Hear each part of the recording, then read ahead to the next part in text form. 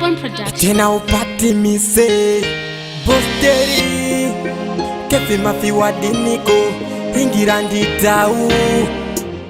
Vanondelenga paparo Vandete maro Verdeta lado Tino zurova zima dindindi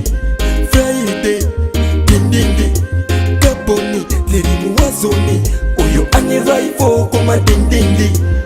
Tino zurova zima dindindi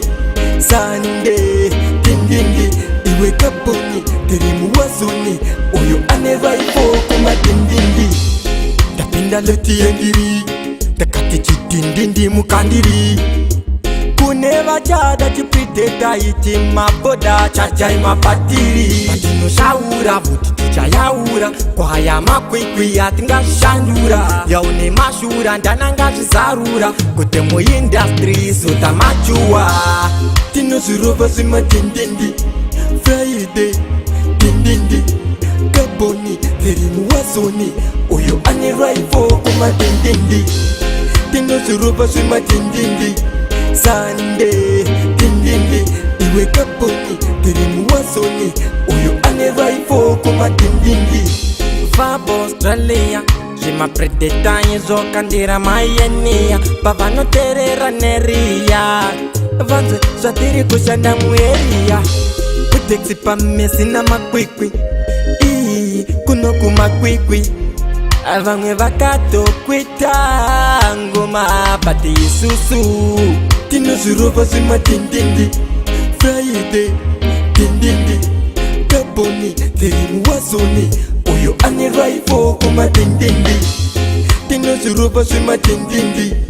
Sunday dindindi Iwe kaponi lerimu wazoni Oyo ane raifo kuma dindindi Tapinda leti yengiri Takati chitindindi mukandiri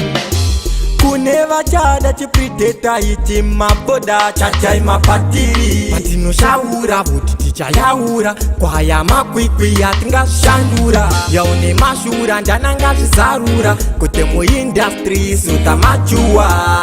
Tino zirova zima dindindi Friday dindindi Kaponi lerimu wazoni Oyo ane raifo kuma dindindi Tino zirova zima dindindi Sunday dindindi Iwe kaponi lerimu wazoni Oyo ane raifo kuma dindindi Tino zirova zima dindindi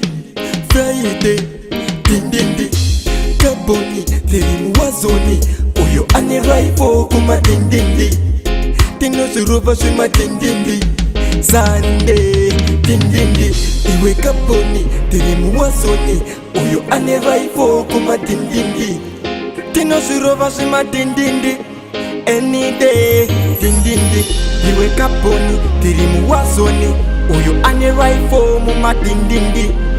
Tino zirova zima dindindi Atina holiday dindindi Atina holiday Ayo KST Haikona kumanya Taya internet Tochi kwinya kuvura magets